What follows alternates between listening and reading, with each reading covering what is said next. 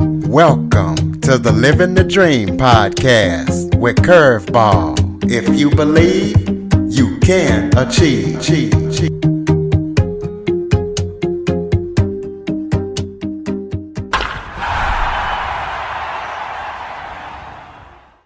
Welcome to the Living the Dream with Curveball podcast, a show where I interview guests that teach, motivate, and inspire. Today, I am joined by special guest, Travis Talbot. Travis is a hospitality renegade, a goodwill rock star, and he has over 500 plus concepts and projects to his name. He is definitely a proven innovator with global expertise. He's on today straight from Nicaragua. So we're going to be talking to him about everything that he's doing. He's just living the life, living the dream. Travis, thank you so much for joining me today. Curtis, thank you for having me on. I appreciate you affording me the time. Well, why don't you start off by telling everybody a little bit about yourself? What? Geez, where do I start? So, like you were saying, I'm a bit of a maverick, a bit of a loose cannon, as my mom would say. But my whole life is really centered only around a few things. One of it's been hospitality, starting in the industry at the age of 9. Working for my mom in her restaurant. I think nowadays they call it child labor. Back then they called it experience. And spent a whole lifetime just kind of developing my skills in the hospitality space. I've worked in every sector of the industry. I think I've worked in every position you can think of. Obviously washing dishes to working in the kitchen, front of house, and then progressing into management, operations.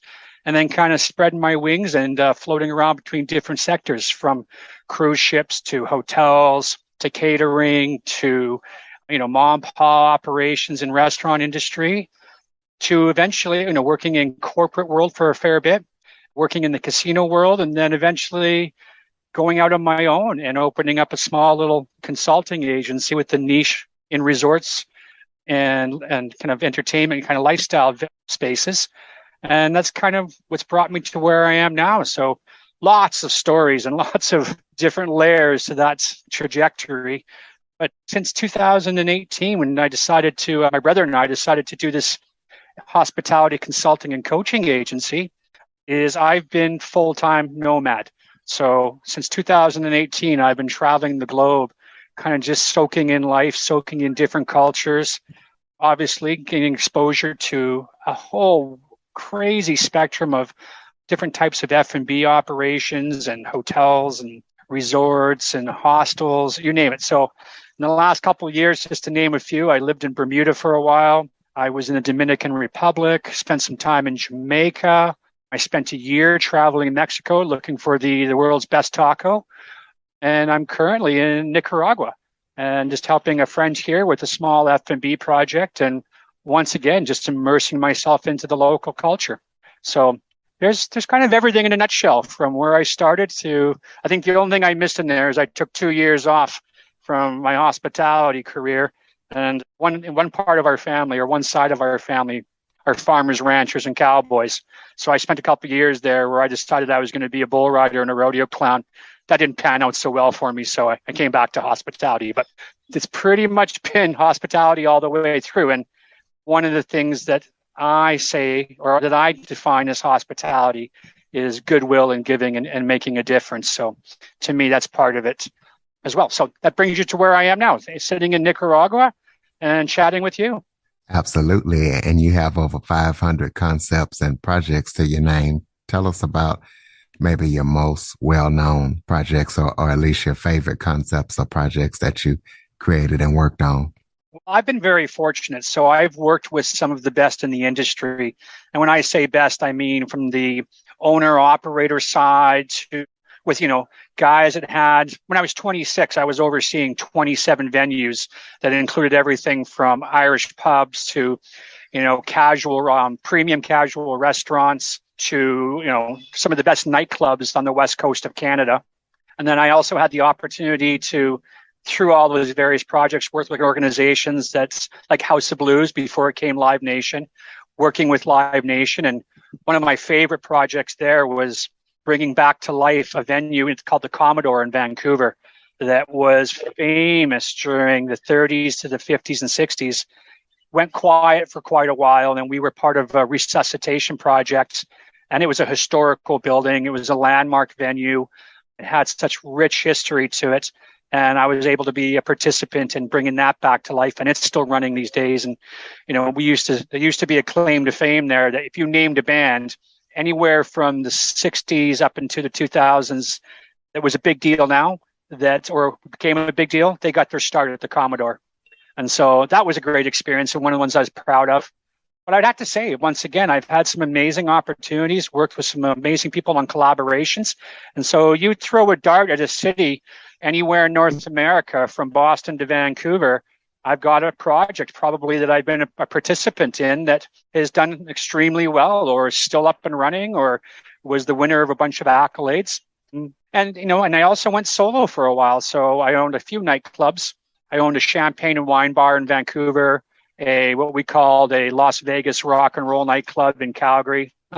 Once again, to some really great successes, some really great reviews, lots of media attention and so forth, but just successful venues. And then I'd say most recently, there was two projects in Boston that I'm proud to have been associated with. One was the Bostonia Public House, who are still around and they're still winning awards, and worked for a guy there that was really intent on just retaining some of the heritage of old Boston. So it was a passion project.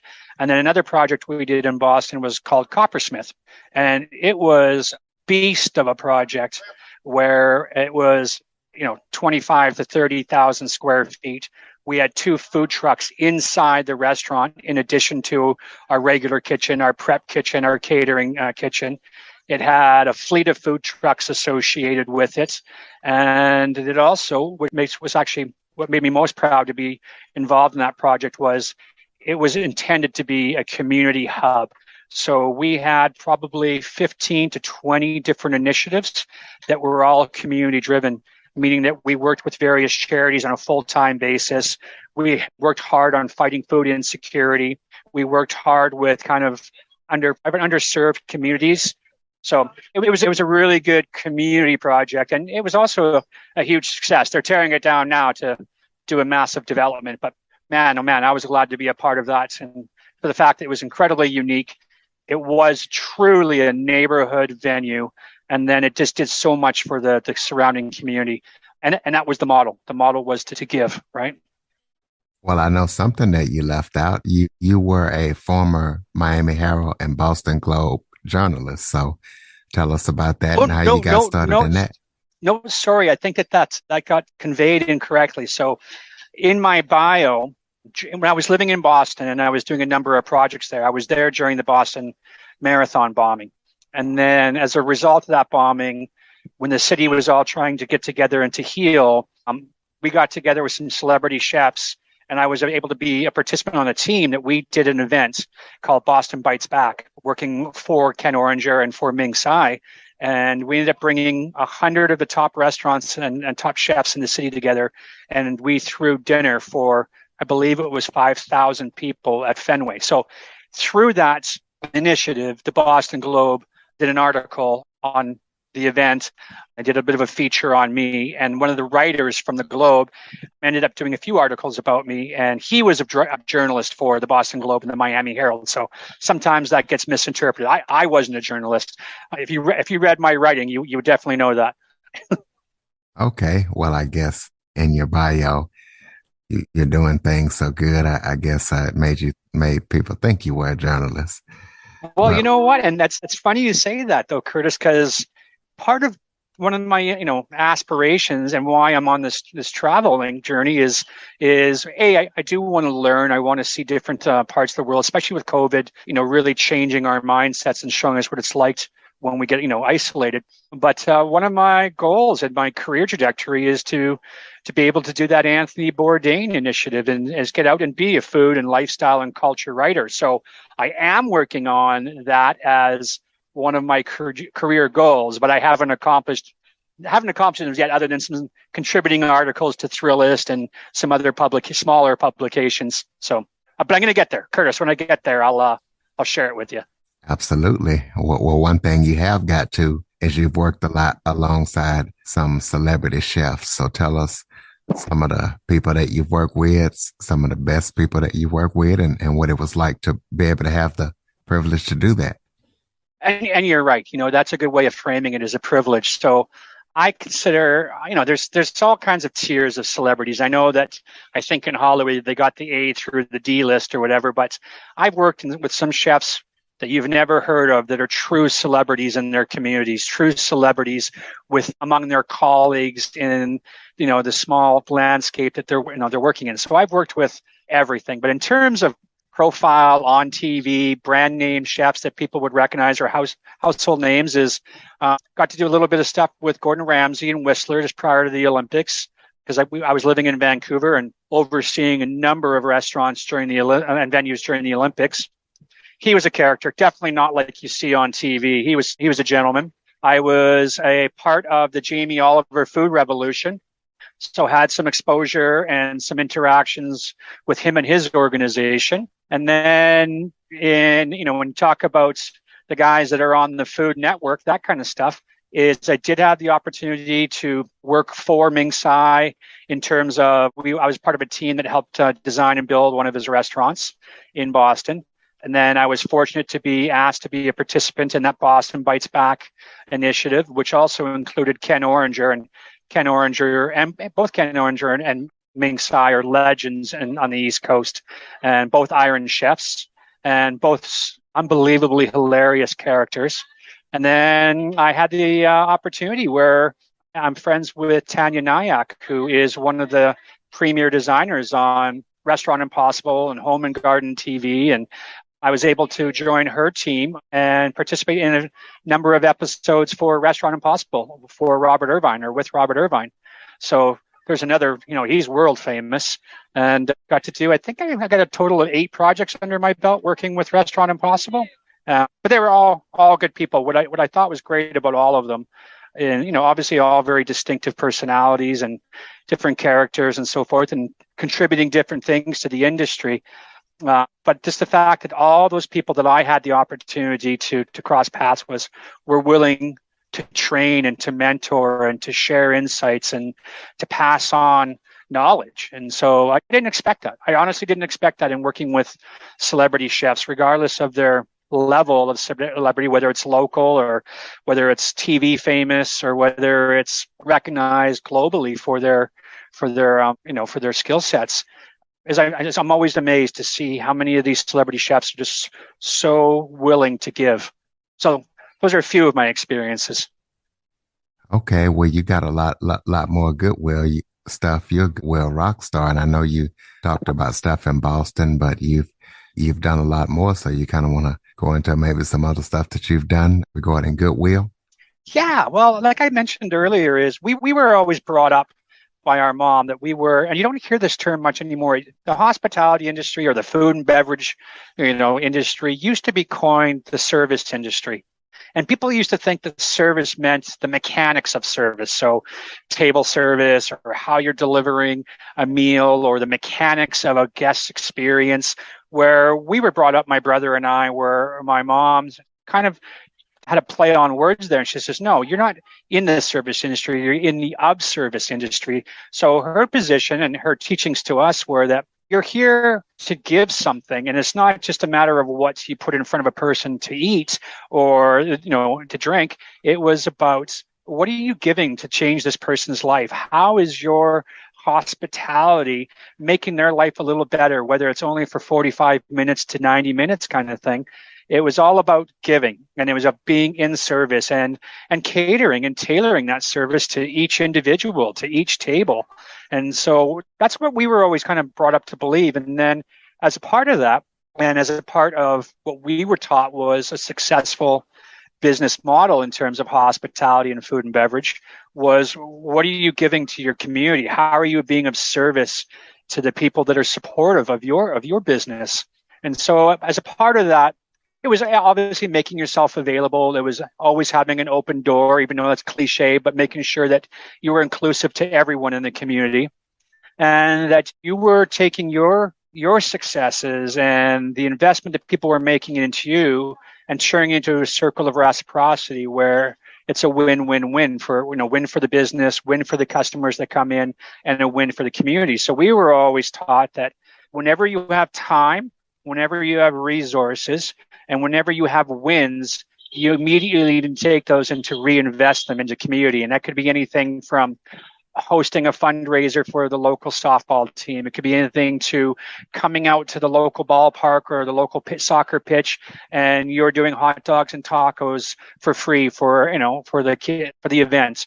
And then I kind of took that when I was in charge of restaurants, when I was in charge of businesses, when I had influence over outcomes, and I could be creative. Is I made that a core pillar of almost every operation I've ever been a participant in is, hey, we'll definitely improve the business. We'll definitely make this so it's a successful, sustainable venture. But part of what's going to make that happen is one of the pillars of that stool has to be community. So I've worked it into every business plan, every marketing plan, every culture initiative when it comes to, employee culture for everywhere I've ever gone. And I can't tell you how many different events we've done, how many different collaborations we've done before that was even a word or a term over the years throughout all the different F&B venues and hospitality venues I've worked in. And so that's always been just part of the DNA, part of the marketing musts, and part of the business standards. But I did take it to the extreme at one stage. And so after I sold one of my nightclubs, or I should be a little bit more honest, one of the nightclub projects that I was involved in, when it tanked after everything went sideways, is I decided that I was going to make good on that whole do good, feel good, and give back kind of model. And I decided to give everything in the world I own to charities. And I mean everything. At the end of the day, I had nothing left in my house. The day before I went on the road, so to speak, I had nothing left in my house. My last sleep was with my head on a backpack, staring at an empty house. And all I had was my computer, my backpack, and an honest intention. My mom used to call it my Michael Landon Stairway to Heaven kind of initiative, if anybody remembers that show. But so I ended up going on the road, and my goal was, and I was just learning social media at the time, my goal was to just use social media just to make myself available to whoever was out there, whoever I could reach, whoever was in need. And I would come and offer whatever skill sets I could contribute and help with whoever I could. And so originally I was going to go do like the Habitat for Humanity kind of undertaking, where you go and build houses, or you join an organization that's well established and they send you off and you have certain tasks that they've already have scheduled for you. That never actually came to fruition. So when I had my going away party just after the Olympics, and I'd announced to all of my colleagues, I announced to the industry, so to speak, in Vancouver, where I was able to have a pretty good foothold and a pretty good reputation in the city. I'm in a little bit of profile. Is when I announced this to everybody, nobody took me seriously. And everybody kind of laughed and said, yeah, we think you do some good things from time to time, and we get that that's your jam, and that's something that you want to make a part of everything you do. But do you know what you're signing on for? And how are you going to live that humble of a lifestyle after you've been living like a rock star and behind the velvet ropes your whole career?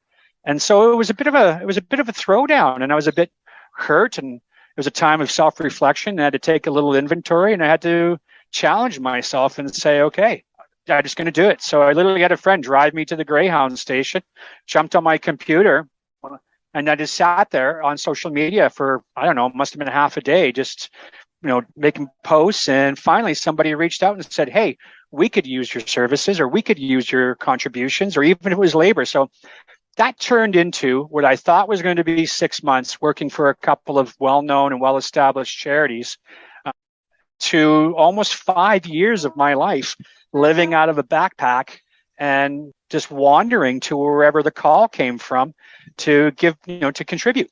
And so I did everything from work on horse rescue farms, no-kill shelters. I worked with at-risk youth in different communities. I I worked with senior shut-ins. I worked with different social services arms in different communities.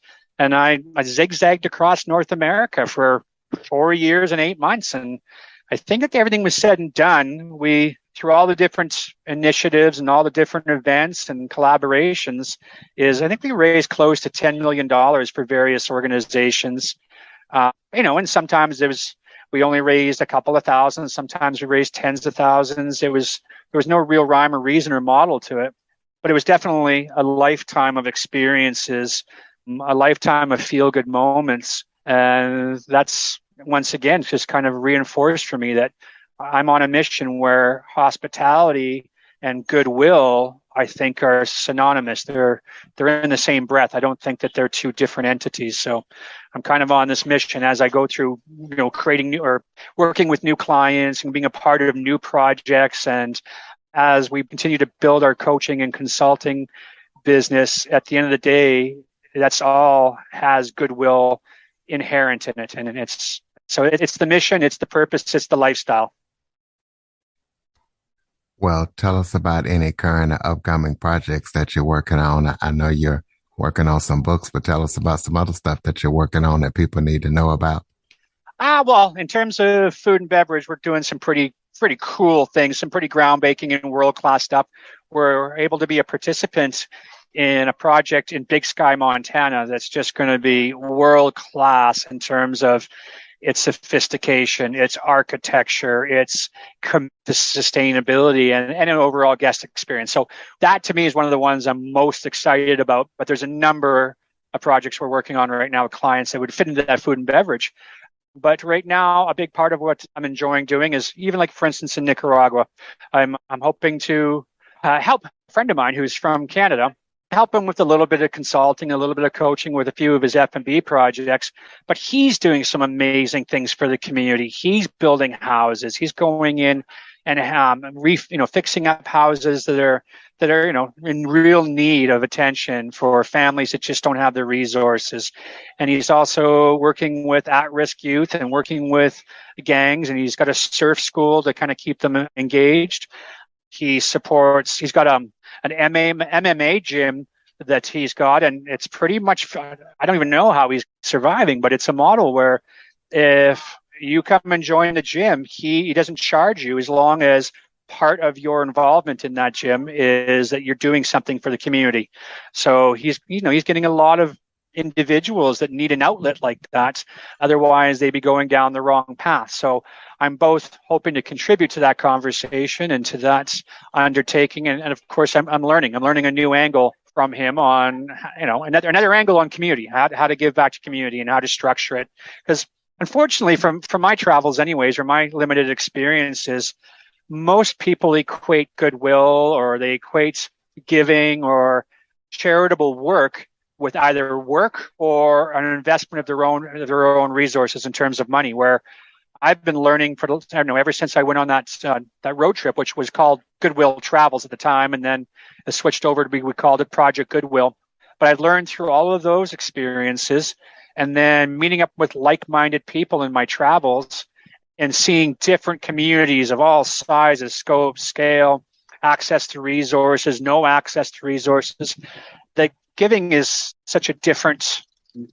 It's a different mindset than what most people think it is. It's not just stroking a check.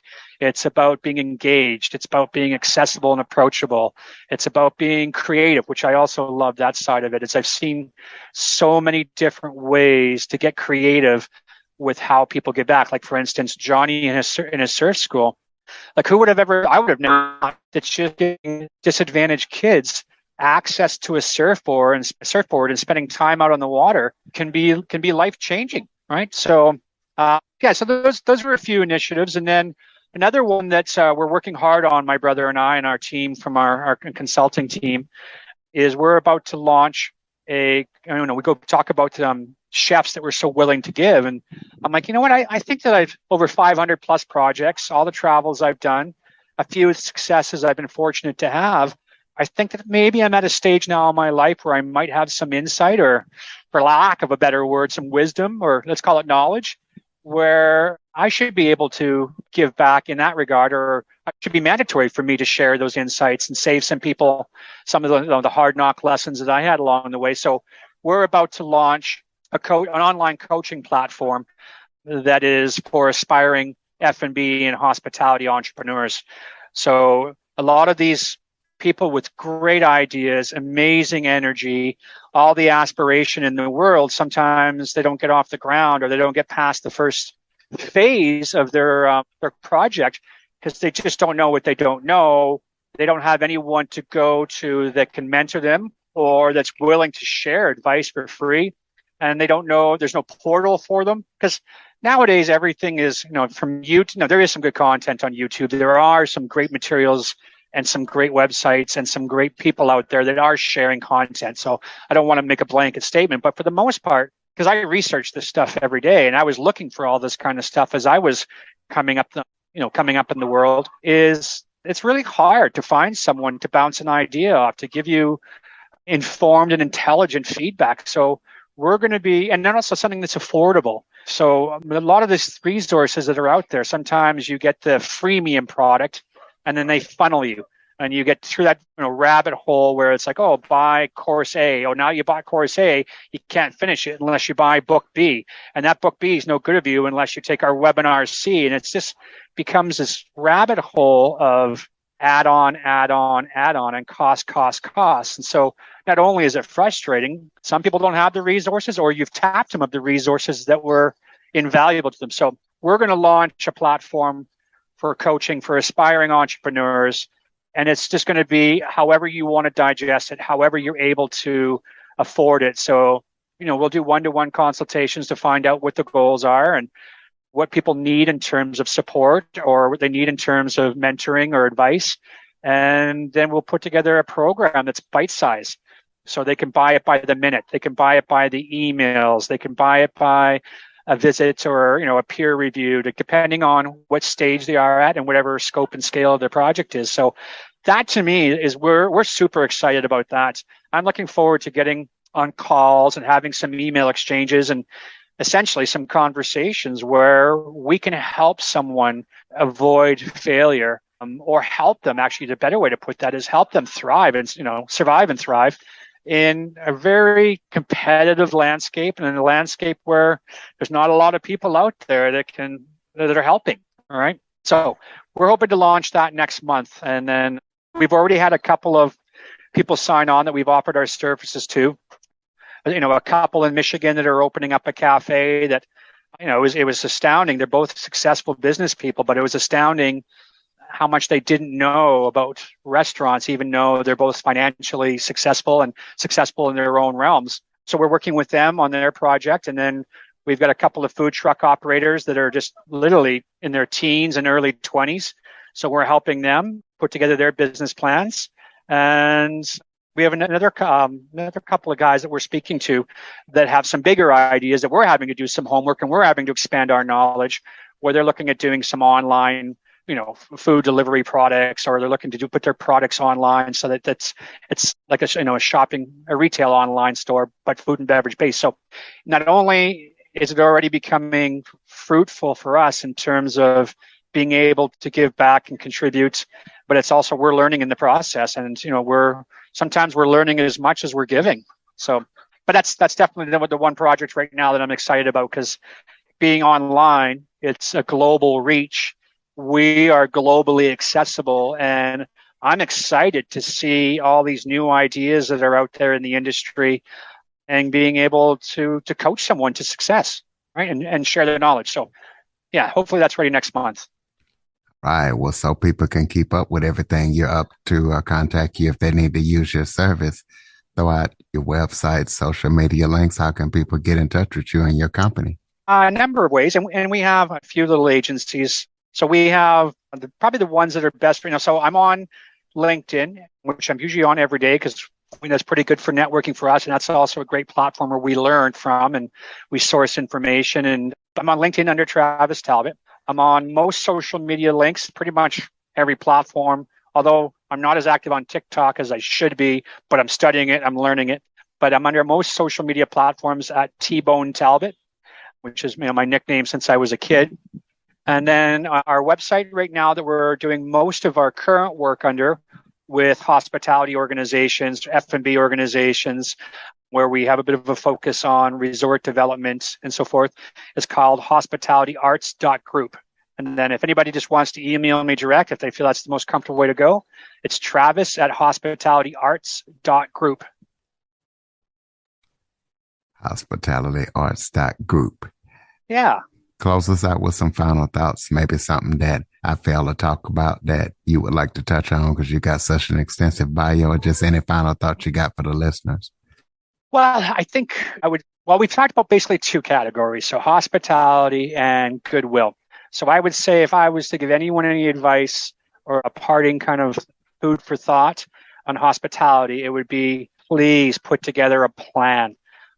It was sad to see during COVID how many really good operators, how many really sincere people that had great offerings and thriving businesses didn't survive that storm because they just didn't have a plan to refer to, or a plan to be able to be revisited and to be tweaked and to say, oh, okay, here's what our marketing initiatives were before, our strategies were. How do we rewrite these pages so that we're able to be agile during these times? So that would be my number one thing for anyone in the hospitality industry is please have a plan. And if you don't have a plan, reach out. I always say to all of my clients and to anyone I work with or anyone in my travels, listen, in my laptop, I've got 35 plus years of experience stored. Like I'm a hoarder when it comes into information. So you got a coffee shop, I got a business plan. You've got a high-end seafood and steakhouse, I've got a business plan. You need marketing strategies, I've got 50 of them in my computer. And I always say, whatever's mine's yours, because I didn't create it. I just got exposed to it. I acquired it, or I helped be a collaborator in drafting it. So I don't really like to think that I own it. It's materials. It's kind of like my brother likes to say is there's no such thing as someone owning an umbrella. Every time you walk into a restaurant, you either leave one behind and forget about it, or you acquire one. But then you always either leave that behind somewhere. So I like to look at my cachet of resources as being that kind of umbrella. So if you need something like that, reach out. Happy to share it. There's no cost to me to share. And on the goodwill side, I would like to hope that now in the days we're in and all the political dynamics that are happening and, post-COVID era and just the chaos that we're exposed to every day and how much of a struggle life is for the majority of people, that there is what I call ROI and ROE. So return on investment. An investment can mean so many different things, and return on effort in being kind and in contributing. So once again, I don't like to use the word giving because sometimes that always gets reduced to handing out cash, or at least people think so, and that's their first response. But I think that there's so much good in giving, and I mean that in terms of how it enriches you as an individual. You could talk about karma, but just the residuals that come back to you in doing things for others. And like I said, it's part of my brother and I's DNA. It's part of our business model and everything that we believe in. But we've also seen the positive outcomes that come out of it. So I would say that if people are feeling down, if people are struggling, it's ironic to say, but sometimes the best way to come out of that tailspin is to be giving and to contribute something wherever you can and however small it is. Absolutely. Well said. Ladies and gentlemen, check out everything that T-Bone is up to, and you can check out his websites and all of his information. And if you got people out there wanting to start a restaurant, I know I have a lot of vending friends, and I'm even going to be getting into the vending world. So please follow, rate, review, share this episode to as many people as possible. T-Bone Talbot. When you are established with your vending world, which is coming back in a big way, let me know, because it is one of the things that we recommend to so many of our hotel clients, our resort clients, and especially with the labor shortage out there, or the perceived labor shortage, and the new model. This is the new model of the new era that's being created out there. Is we recommend vending to all sorts of our clients. So I would love to learn more about your business. Absolutely. And once it gets kicked off, I will keep your information and definitely get in touch with you because you're a guru. And thank you so much for joining me today. Curtis, I appreciate your time and the opportunity to speak. Thank you. For more information on the Living the Dream podcast, visit www.djcurveball.com. Until next time, stay focused on living the dream.